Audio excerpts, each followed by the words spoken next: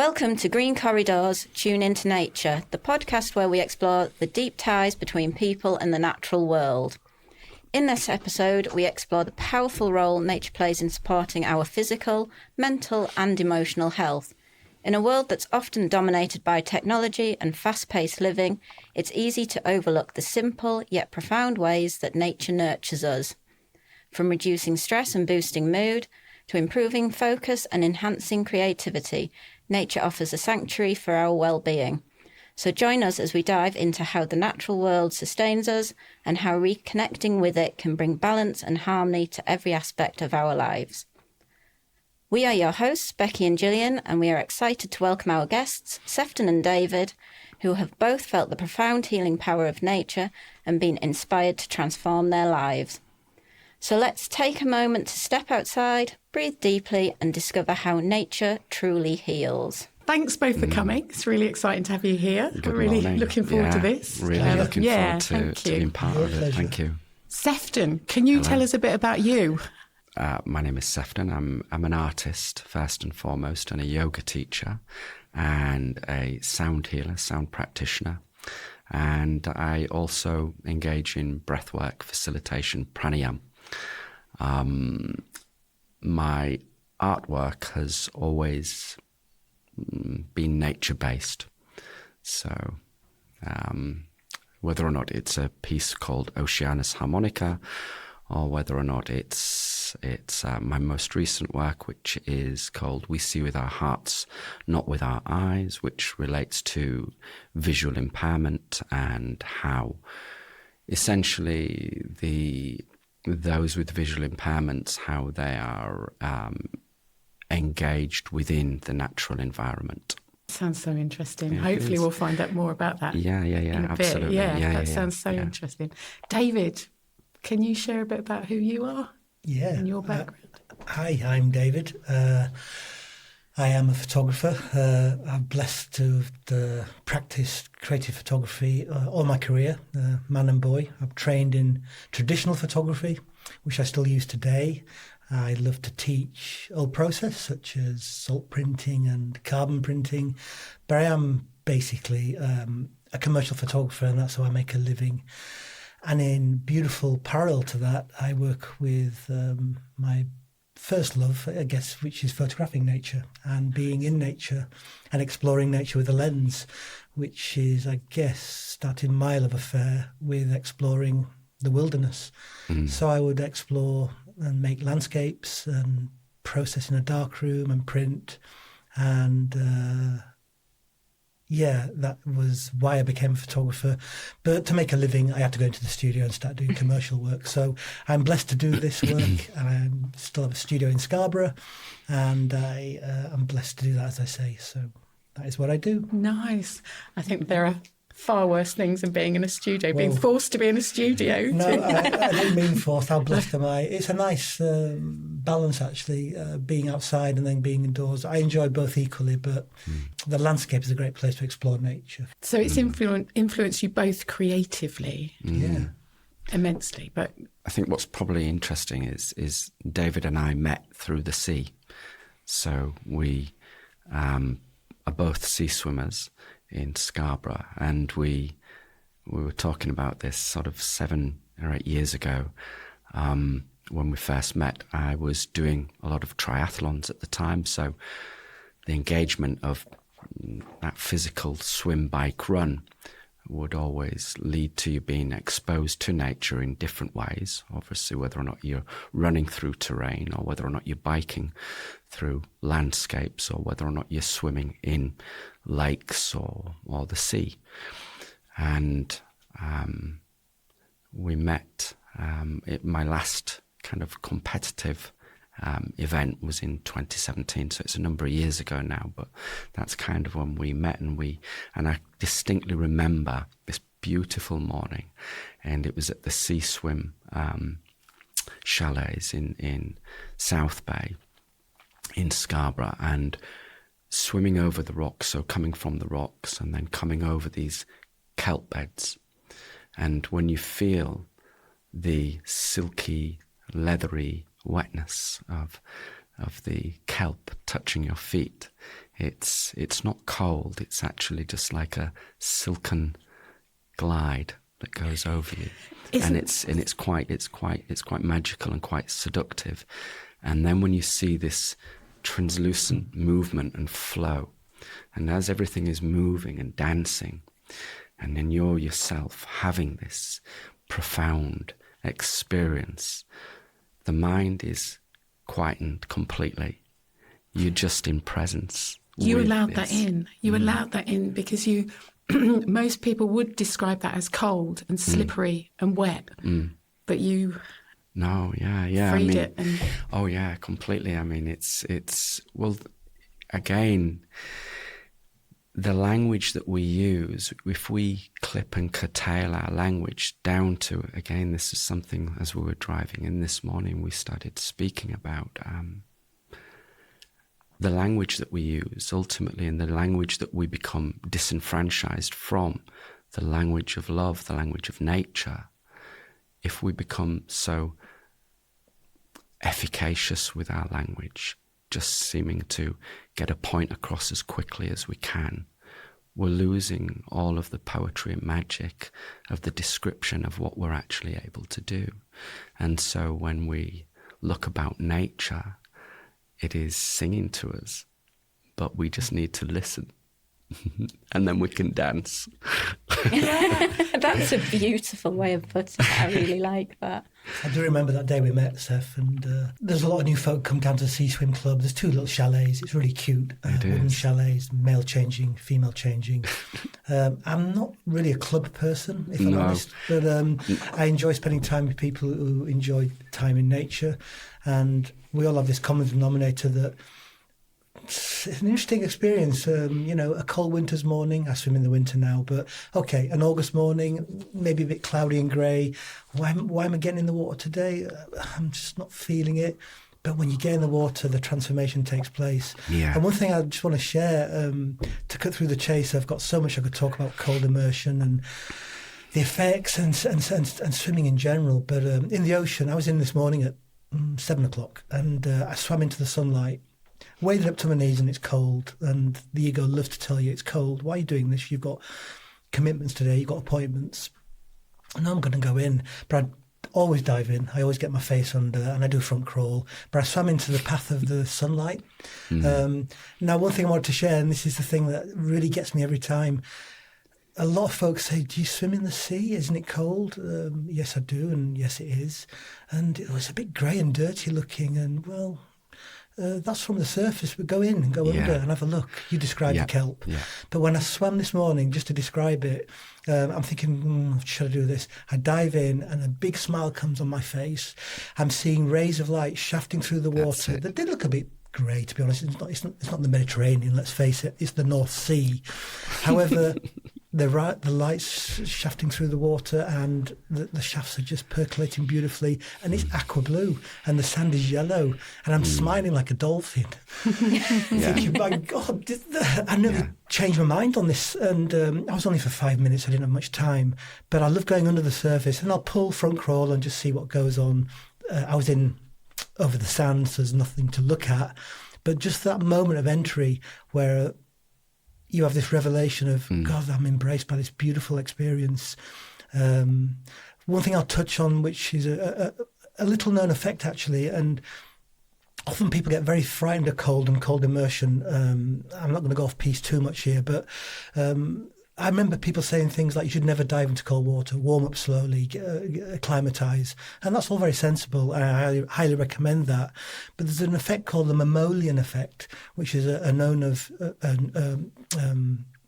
conditional condition. We come from the ocean. We were born in the ocean. Absolutely. And the mammalian effect is a really basic thing. When you wash your face from a wash basin or in the shower, or you dive into the ocean and submerge your face, a transformation takes place instantly. It de-stresses you, it slows the pulse rate down, it calms you, and the cold's gone. And I smile every time thinking, now if I go and wade in up to my waist and think, oh God, this is a bit cold, or if I get in a cold shower and turn it to really cold, it's quite painful. However, the mammalian effect kicks in for me, which is why I dived in this morning, and it calms you, it centres you. and you're just totally connected instantly. There are some who will say, or listen to this saying, I've heard people say you can have a heart attack because it slows your pulse down so much that you have a seizure. I've heard of known having that happen to them. There are dangers here, guys, and you've got to treat the cold and the ocean with great respect. Yeah. But the mammalian effect is a real thing, little known of, and it's a really powerful, innate thing built in us that you only experience if you try it. And people can try it. They can try it in the sink. That's it, yeah. So Just those give two it a opening go. statements for me were how beautiful and clean the sea is. Okay, the North Sea's polluted. It could be a lot cleaner. It could be a lot better. I know 100 folk who swim. I don't swallow so much water now, but I've taken some big gulps and thought, oops, I hope I'm okay. I've never been poorly with it. I wouldn't recommend drinking the North Sea, by the way. However, the other great thing is most of my friends, they've got an amazing, strong immune system bolstered by this practice. Yeah. I grew up in Hastings and the sea was in the sea all the time, and I'm not saying that's why I've got a fabulous immune system, but I've never been afraid of. I would say absolutely is. Well, we're activated, aren't we? And I mean, and the physiological response, and then what takes place, and then as Dave's just kind of eloquently described, how we then mentally, how we're then recalibrated. We become utterly recalibrated, and whether or not it doesn't have to just be in cold water. It doesn't have to be in the sea. There is in the mammalian the response when I used to do it as a child, and I didn't quite understand what it was. But, you put your head just in the basin, fill the basin with water, submerge your head. But it was when it got to the occiput, the back here, and the basal ganglia, and you'd be like, oh, it feels fantastic, and just everything seems to dissipate. But I think that's the thing, is when you step through the threshold, and if you wear goggles in particular, and you can just sit there and you're just looking, and I used to just sit in the water and I'm sure everybody's done it, and you just peer above, but you can see beneath, up, above and below. And then when you just look down, and we're so unfamiliar with the marine world, but yet, as Dave said, it's from where we came. And the actual ocean itself is older than the sun. So this is things that we don't know about our own planet, our own orb, our own Earth, I mean, should it really even be called Earth? Should it not be called Oceania or something like this? I mean, and the correlations that exist between the volumes of water within us and then the volumes of water covering the planet, and then our organs, they themselves, how much water is within each one. So there's no, it's not strange in any way, shape or form that we ourselves are not deeply, profoundly impacted by water. And then what takes place in the water, and the fascination, the sound, this completely, all of our senses being prompted in new and novel ways, or reminded, perhaps, to back to actually what we actually are. Without getting involved in any science here, Sefton, that's a great statement. And another basic thing I'll just share with you is that I see a lot of grumpy folk getting into the water on a morning, sea swim days, and happy people come out. Yeah. That is really profound, actually. Always makes me chuckle. Yeah, it's like why am I getting in? I could have been in bed or having a Beki. There's a million reasons not to do it. Your ego will give you them all constantly, but still the mind, do the thing. And I don't know any human on this planet who would say, "Oh, I love cold. Bring it on. Let's have some ice." But I don't know anyone who doesn't like the effects it gives. And there's other ways to feel still and give yourself space to think and not quickly respond. When you described that before, I thought that's so important, that we don't give ourselves time to stop, register, well, not even register, stop and feel, and then let the words out or whatever. But it doesn't have to be. We can do that. You found with your creativity with photography and with your art, it's not just in the water, is it? We can come out of the water. No, absolutely. So this morning, I was meant to go for a swim. Dave was in the yoga class last night and was going to go for a swim this morning, but I wanted to do yoga this morning. So as a yoga teacher, it's important for my practice, my sadhana, that I'm engaged. And there is a practice called Surya Namaskar.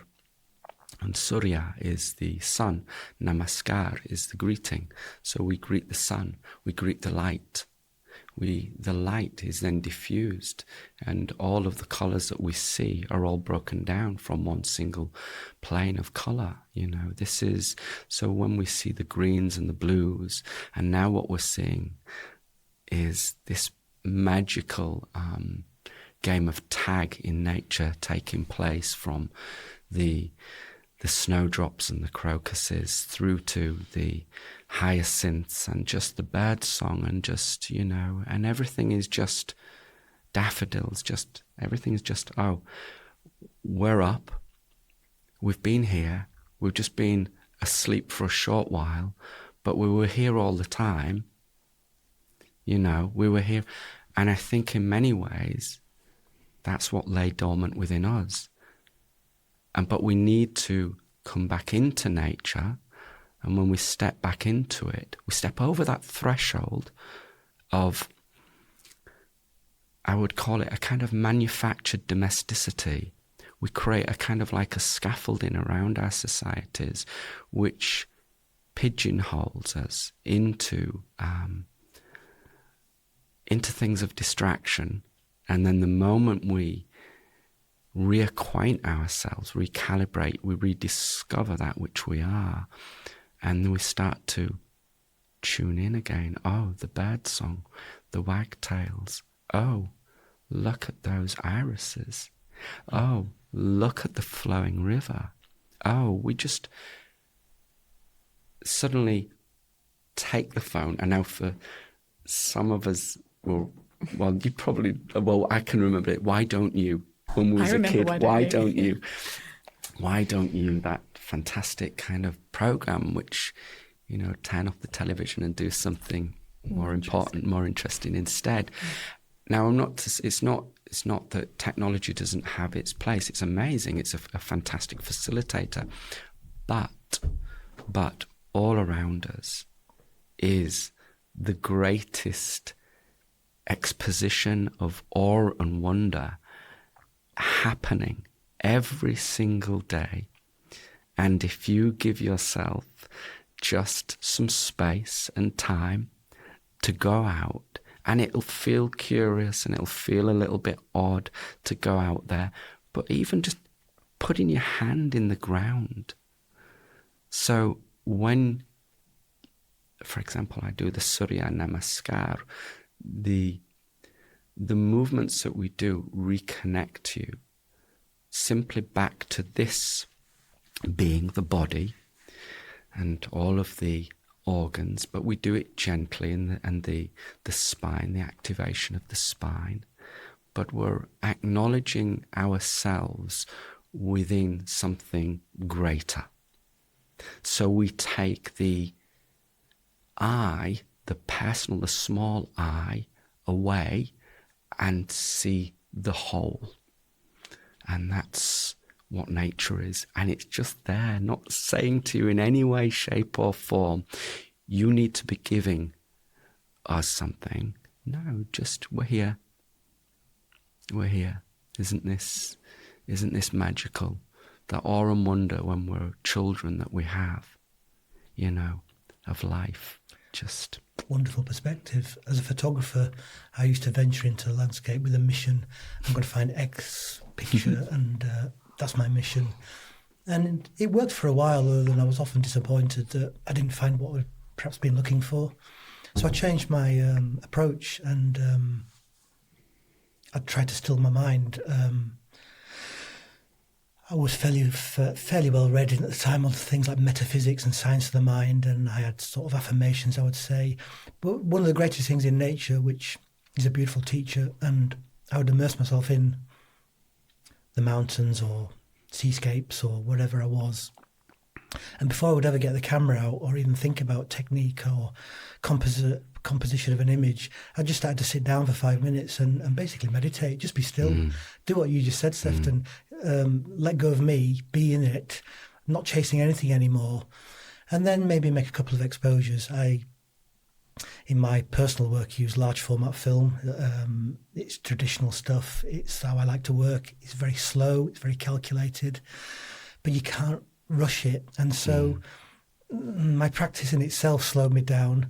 But then I learned to slow down even more before I even thought of making an image. And it's a beautiful thing just to still yourself. So, for example, sit under a tree for 5 minutes with a flask of coffee or just your legs crossed and just notice, and then maybe shut your eyes and listen, and within 5 minutes I assure you your eyes will open, you'll have a fresh awakening thinking, God, this is really beautiful. And it taps into a creativity too, as the cold does for me, but just being in nature itself and being present allows you to be creative, so nothing's forced anymore. I'm not chasing X picture, I'm seeing what actually reveals itself. And in my experience over 40 years, the intuitive pictures that weren't chased are always the strongest ones in my mind, and the most memorable. So I wanted to share that because it's a very similar experience we have. Do you think that's because what we do is really when we give ourselves the permission to actually be, and rather than actually trying to, again, when we were driving this morning, one of the things that we do is when we try to force something, it's the construct of a projection, an outcome's already expected of something. Whereas actually, when we just allow, we're softening the mind completely and allowing the entirety of this being, the physical being. In yoga, it's called the prakriti. The physical body is the prakriti. And so this itself is a complete connective apparatus. It isn't just something, manas or the mind is just something that we try to force. It's great for logic and so on and so forth. But sometimes when we're trying to make a more profound connection, it doesn't come from there. It comes from the subtleties and the nuances, but they can only come from a felt. And from that felt sensation can only come from the quiet. And the quietness can only come from basically acknowledging and giving ourselves the space, whether or not you come from Hastings, York, Scarborough, Timbuktu, Rishikesh, or Azerbaijan. You know, we're all here. And what I think is really interesting is we're not trespassers anywhere upon this planet, anywhere. So this planet, and for those that come to my yoga classes, this planet, ants, aardvarks, dolphins, marmosets, loris and lemurs, it creates wondrous bounty in every form, and it's all free. It's all free. And if that isn't enough, wow, we're you know, our ancestors, we're all deeply, profoundly connected to Earth. There is one Earth, you know, there are many planets, but we all cohabit this. And it's so incumbent that and interestingly, that we use a word to a semantic, the use of linguistics and semantics to separate ourselves. You know, do you find that interesting? Really interesting. Yeah. And we had some guests that were talking about, can you remember the name of the book with the lost words, the dictionary of Robert lost McFarlane. words? Yeah. And I think it is just the lost words. It is the lost title, words. It's wonderful. And yeah. Disconnecting our children from... Yeah. By the use of, when we, you know, this use of let's say, technological phraseology, again, for efficacy, to make us more productive. more Yeah. productive. Well, what is productive, and who is dictating what productivity is? Perhaps productivity needs to be looked at in a completely different way, in a way in which what is our happiness, our ultimate happiness? What is our connectivity?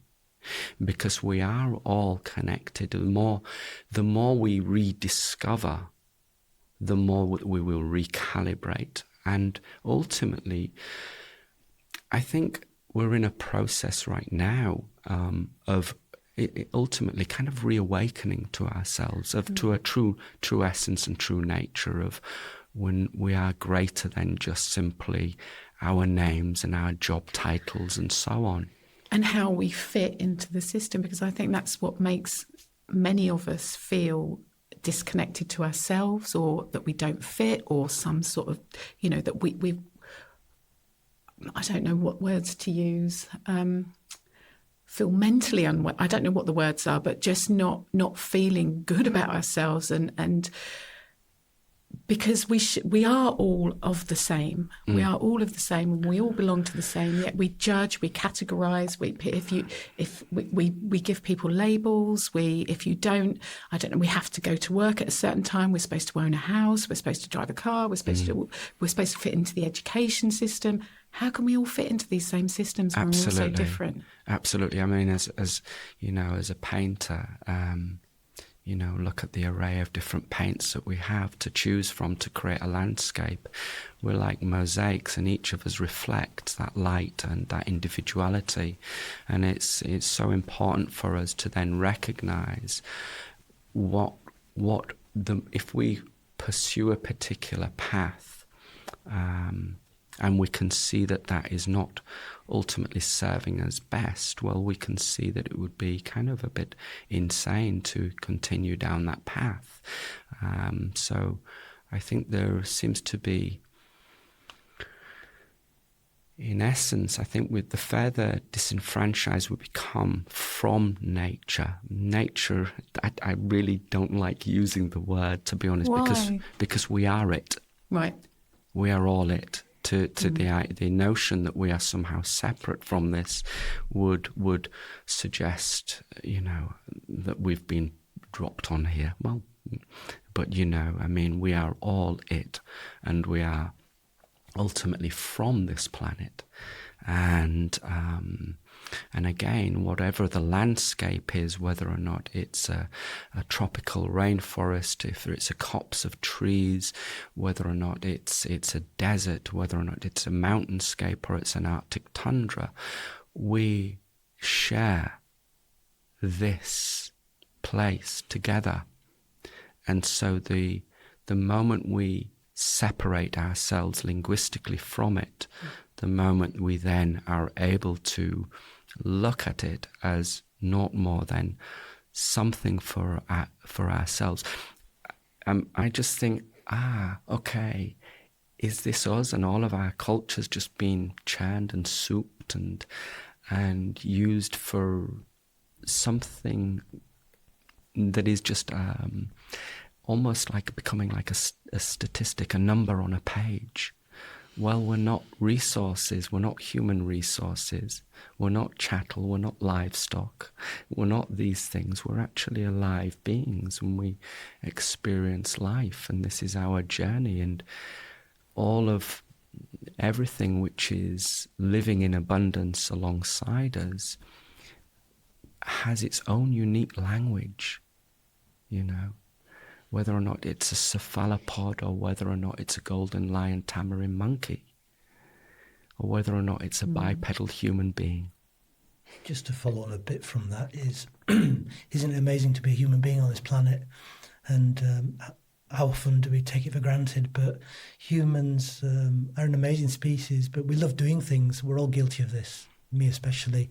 We do things and we feel challenged and conditioned into doing things in our upbringing, in our education, in our work, in our play. We do things, but we're human beings. So when I go back to my experience of nature, to be in nature, to me is probably more important than doing something in nature. Okay, it's nice to swim, it's nice to walk, it's nice to have a picnic, make a photograph, paint, But to be in nature is the starting point and the end point, and whatever you do is whatever you do. But I think we get that balance totally wrong. Just be with whatever is. And ultimately, I don't think there's a right or wrong way to embrace nature. It could be a local park in the city, or it could be a wilderness landscape in California or somewhere. But it's your personal perspective, it's your journey, it's your experience just to be. You are a human being. How beautiful is that? Yeah. To just sit and just take a moment. I mean, I would highly advocate, I know it can be a bit of a wrench sometimes getting you out of the cozy bed, but just getting up early and just experiencing dawn chorus just in your garden, or if you're in a flat, opening a window and listening to something which is, there's literally a narrow window where life does its own Surya Namaskar to the day. I mean, for a number of years I had a studio on the West Pier in Scarborough, and I would just watch and hear the gulls just all come together, and they would almost kind of go past one another, this sky dance, and kind of greeting one another, but also greeting the day. And it's like just these insights, these moments, there are only certain slithers and moments within a day. It doesn't matter where you are, but they happen, and you can experience them. You talked about so many beautiful things there. I have to pick on a point you made a minute ago about why do we label nature and we're separate from it? We go into it, we be with nature. We are nature itself. But I'll share some of my curious habits, personal habits, which this morning, in fact, I'm nomadic right now. I'm living in my camper van. I love it. This morning at 5:40, I stepped outside in my shorts, looking at the North Sea, and greeted the morning sunlight with 3 deep breaths and stretching my back and just being grateful for the day to come, blessing it. And that in itself was being in nature, being of nature, being nature. And okay, if this is crazy, wherever you live, wherever you do, step out into your garden on a rainy day in winter or on a sunshine day in summer and do the same thing. 3 breaths, fully in, relax it out, and then go make your coffee, then get on with your day. That engages with some breath work. We all shallow breathe, we don't breathe enough.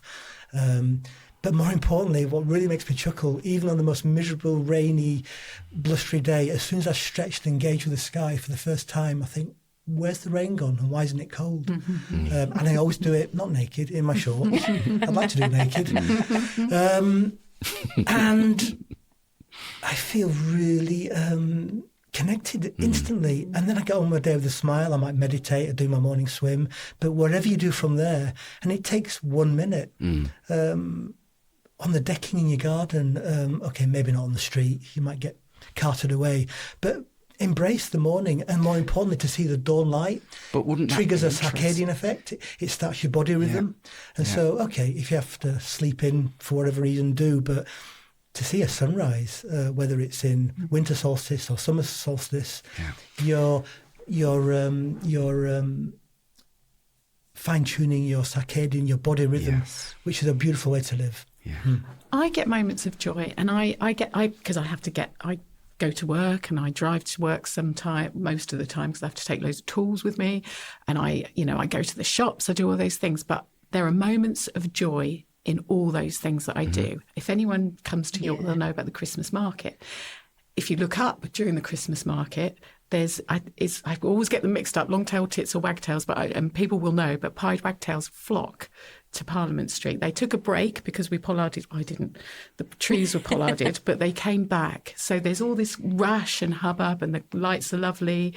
But you look up and you can hear the wagtails, and it's wonderful. Driving home across Royalcliffe, the sky is amazing because there's no buildings, it's all fields. So and the clouds change. Moments of joy.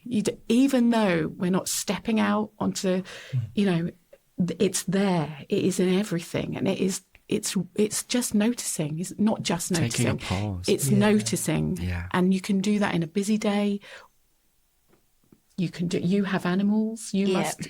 Yeah, I mean, I am lucky. I have a small holding. I spend pretty much all my life outside, so I'm constantly surrounded by nature. But it's often not when I'm doing something big that it matters to me. It's the small little details. I always remember I used to work in an office in Harrogate and in the middle of the city, and there'd be a red kite, and it was like the highlight of my day was seeing that bird through the window while I was sat with a computer in front of me. But it just made my day so much better just seeing that bird over the rooftops. I'm keen today not to preach to anybody you should do what I do or try a philosophy or a technique. We all connect with nature in our own way, and it's built in. You don't even have to try, but to be aware of it and to awake to the small things like the pied-wag hills or whatever, it's just beautiful. But as again I reflect on, it's all a personal perspective. We're all unique. 7 billion of us. We have our total personal experience of this thing we're calling nature, but we are nature, and however you enjoy that is just wonderful. It could be a cup of coffee on your doorstep at sunrise-ish. That's perfect. That's beautiful. And sunsets are beautiful. Of course. They're amazing. You know, and that's another. I think it is I think it's the presence and the being and the noticing, and if we're fortunate enough to spend time immersed in it, that's wonderful. But even I think but there are those little bits that people can get, even if you've just got a plant pot outside. Absolutely. Your nurturing something. You can get your hands in that little bit of soil, and I mean that's one of my favourite things to do is just get my hands in the earth. And I smell love it. But even, you've got flowers, you'll be attracting pollen, and it's just taking that time to notice these things, and you'll be surprised how much nature is around you. And time, and when we do that, we then we're naturally educating ourselves with the cycles and the changes. So we then actually interweave delicately our own connections, which we didn't have. So, it's like when we deadhead flowers in certain times, and the times I was reading recently about the times when you not to do it because insects are in the top. So we leave the insects in. I deliberately leave my garden a mess over the winter. I say it's deliberately for the animals. It's partly because I can't be bothered to do it, but it's so beneficial. But it's so beneficial. Like this morning I was walking, and I was just walking Dilly the dog, and we've got a cat, Elizabeth. And Elizabeth's tucked up in bed. Dilly's out walking. We're just walking past this hedge, and the hedge is being like cut right back, but in it there's all sparrows and finches and blue tits, and I'm like, oh, look at you lot. There's just, there's sort of like 7 or 8 birds just inside. It's like, oh yeah, that's your home. Yeah, that's your home.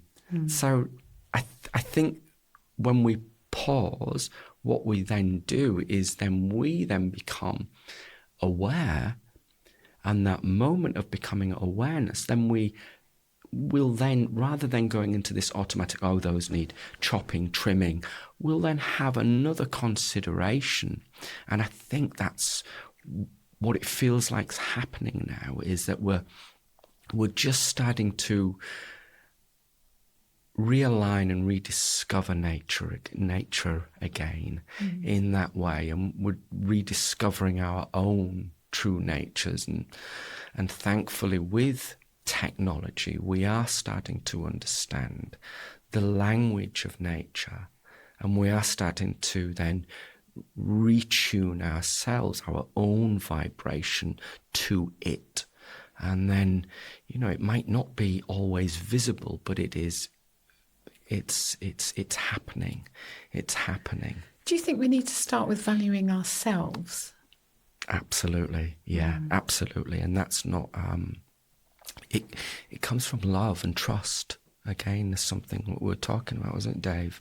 En route, we were talking about the moment we start to essentially decamp our own trust into institutions and others and so on, well, we've just given up, given away. And then if that doesn't come good, then the human default is then, oh, did I kind of like vote for that, want that? Is that really? So we're kind of then looking at ourselves, and that can be quite uncomfortable.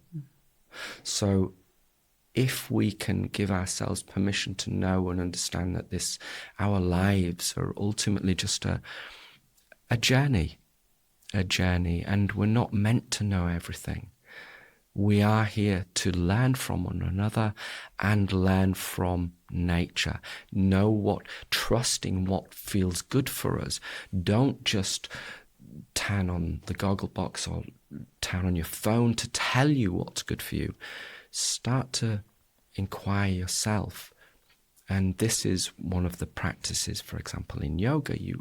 There are the mind, body and spirit. It's not about tying you into a pretzel, for example. It's about you recalibrating back to yourself and coming back to a place of love, and within that being deeply compassionate for yourself. And then once you learn to become deeply compassionate for yourself, you'll then start to see you'll have compassion for others and all life, because you see that we're all on a journey and we all have difficulties in our lives at times. And so when we come to that, we can, using the asanas, for example, the physical aspects of yoga, to release or become aware of certain things stored in the body, shall we say. And so yeah. I think that's the adventure of life, isn't it? It's magic. The journey, and it's all the I love being perfectly imperfect. Absolutely. I love that. I don't want to be. But that's the beauty of getting older, isn't it? Yeah. We grow into ourselves almost. If we take the time to notice, then we give ourselves opportunity to grow into ourselves and love ourselves. Looking at a tree, just a tree. Oh. I mean, just yesterday, I again taking Dilly, and I'm just stood at the bottom, and I sent this message to a friend, Surav, in India, and just quietly, just from the roots, just went up to the crown, and then just this small copse, and then they've all given one another space, so there is that space there, but just from this tiny, tiny seed is this profound root network system, interwoven, interlocking, connecting a communications highway, subterraneous, beneath the earth. And then it's almost like the antenna, the tree, the visible aspect are the antenna, but then they house everything. And it's just amazing. It's magic. It's magic. And and they smell and they flower and they seed and they pollinate, and an apple tree. It's just come on. It's just great. I'm really keen not to preach in this little conversation we're having, and if I could encourage folk to try engage with nature in a slightly different way, and I'll repeat again about. Okay, step out into your garden, but try leaving your shoes off. Don't wear your sandals or your slippers or your hiking boots. And an amazing thing happens. You're actually connecting with the earth. You're actually touching the soil or the grass, say. But when I swim in the sea, for example, I'm pacing across the beach. I'm connecting barefoot on the sand. And another underestimated factor is when I bathe in the ocean, or when everybody steps into the sea, we're a planet the planet's an ocean, and you're earthing yourself, grounding yourself, and you're connected to the whole planet. And you might think that's woo-woo and a bit crazy, but it's an amazing connection that happens automatically. All you have to do is take your shoes off. We've probably spent the last 100 years at least wearing leather soles, rubber soles. We'd never touch the earth. We're isolated by our basic fashion clothing. But I'm not saying walk to work barefoot, although it would be lovely. But just feel your garden with your toes, and just that thing alone will, without breath work or without any meditation, will connect you. And if I could encourage people to try one simple thing, rain, shine or whatever, just step into your garden and feel the earth with your toes. Then go dry and have your shower and wash your feet. But you'll feel the difference. Yeah, it is beautiful, and it's primeval, primitive. It's intuitive. It's a beautiful experience. There are people who take it further. Grounding is a big thing. They'll actually bury themselves in about a foot of earth. They'll dig a pit to be earthed. I haven't tried that, but I see nothing wrong with it. Are you going to? You mentioned gardening. I maybe will. I've buried myself on the beach. Or people have covered me up with sand for a joke. But just embracing in gardening, which people just love to do. It's a fine pastime, but sticking your fingers in the soil and just feeling the soil that nurtures all this beautiful growth. Again, you're grounding yourself. And it's a very underestimated phenomena. Simple, but it works for me. It connects me and grounds me and gives me that feeling of being present, I guess, without having to try. If you touch your hand with your fingertips, can you work out, like, where are you feeling that? Do you know, is it in my fingertips or is it on my hand? And I find that fascinating. Yeah. Where am I feeling that? Yeah, absolutely. The it's sensation. incredible, isn't it? Yeah. This great sense organ. Yeah. That we have, and what's actually, and it's just, I mean, in yoga at the beginning, what we'll sometimes do just as a practice is, once you come into a place of stillness, we'll direct the attention to perhaps an individual toe or part of the foot, and it's just redirecting our attention somewhere, because we're so ocular, we're so through the eyes. But just to kind of carry on a bit, Dave, from what you're saying, but just to let the listeners know that David and I are both kind of barefoot in our sliders and Crocs. And it's you do get a kind of few funny looks, but it's beautiful because you are just connected. And it is something, like you said, just to walk in your garden barefoot.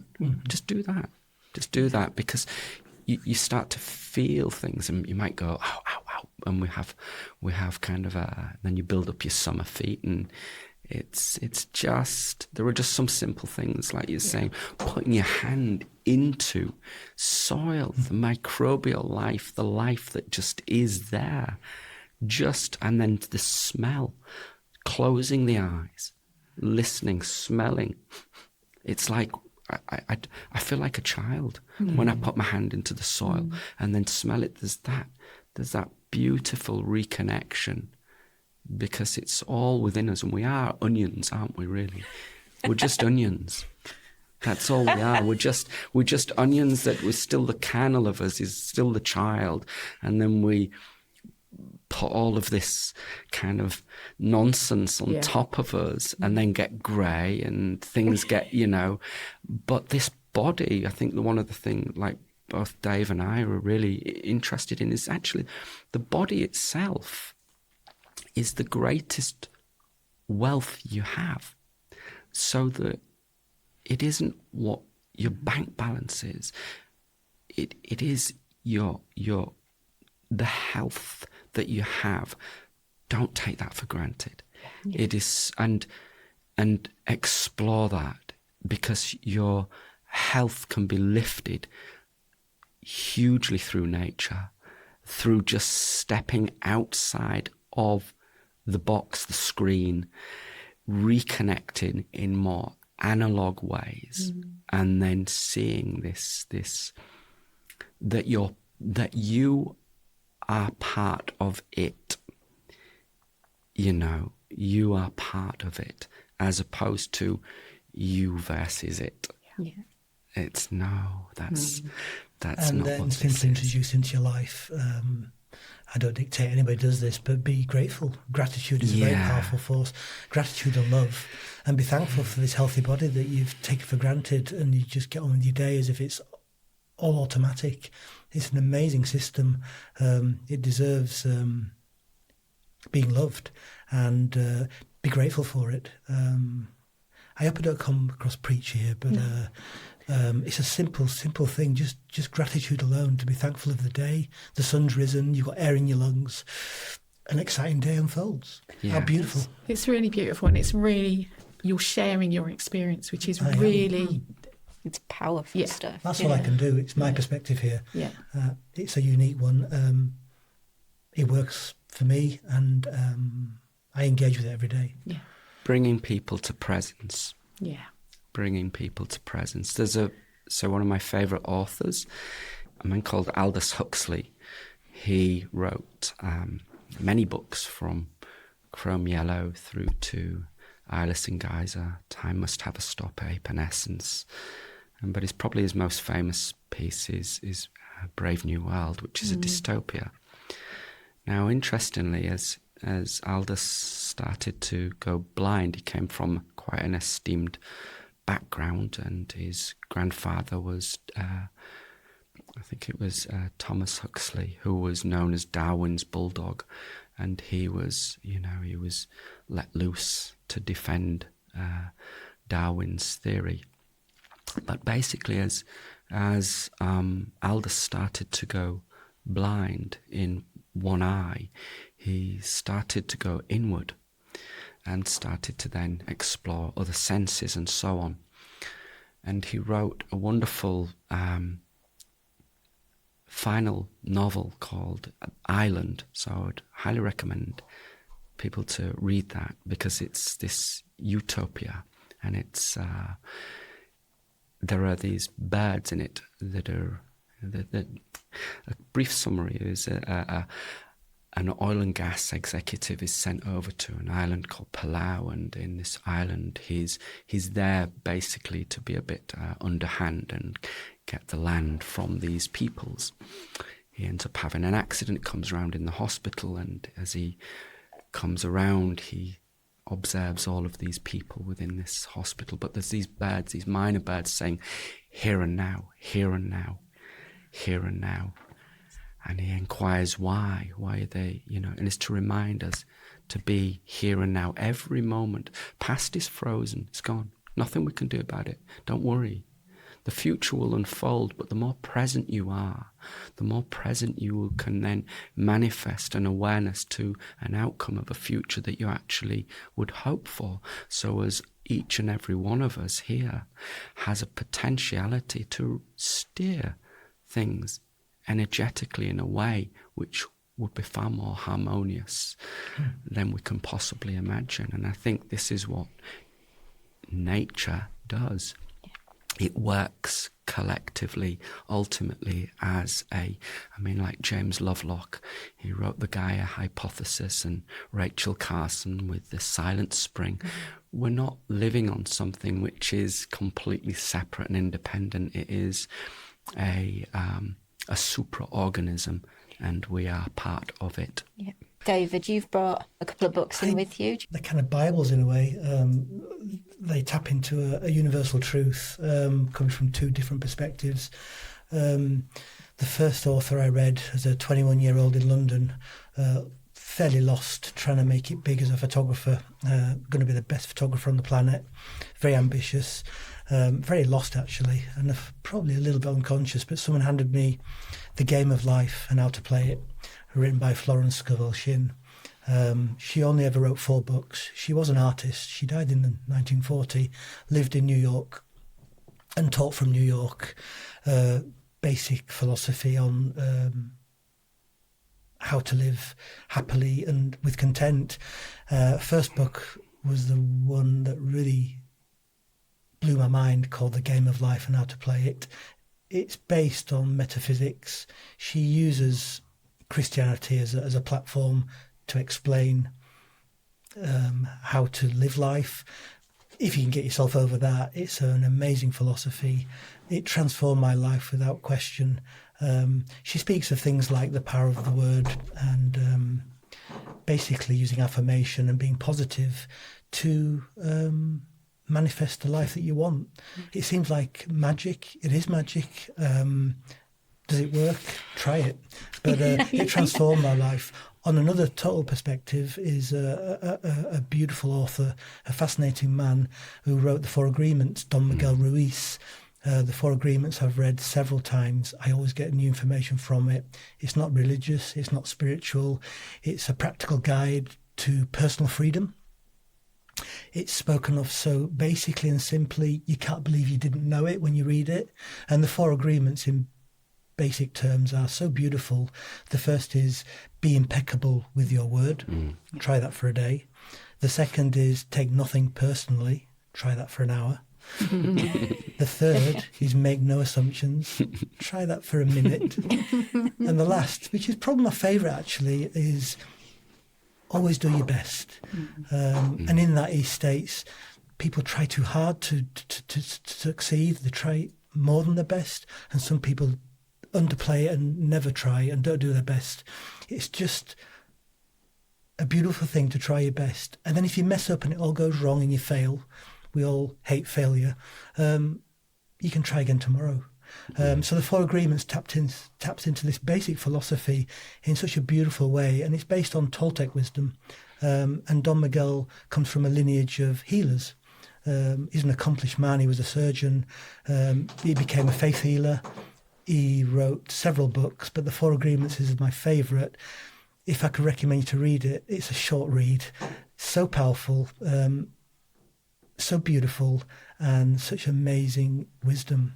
So The Four Agreements I would highly recommend. And it looks like you've got a book there as well, have. Sefton. I brought one book, and it's a book that I've been kind of going back to repeatedly this year, and it's by Satish Kumar. It's called Radical Love. And it's basically from separation to connection with the earth, each other, and ourselves. And if I may, I would like to read a little meditation. And it's a meditation on the four elements. Earth is a spiritual guide. Earth is patient, forgiving, and generous. Earth feeds all living beings without discrimination and without judgment. May I learn to practice patience, forgiveness, and generosity from the earth. May I be like earth and be kind to all. I salute the earth.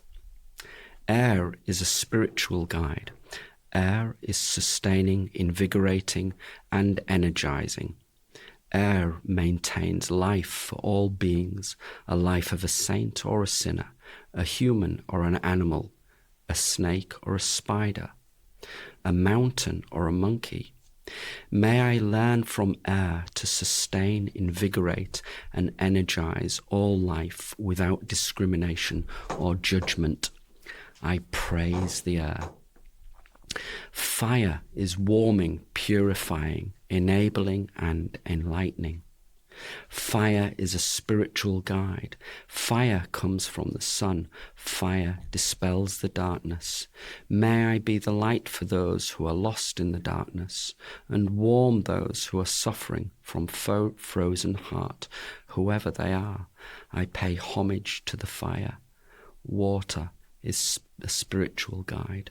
Water is softer than a flower and stronger than a rock.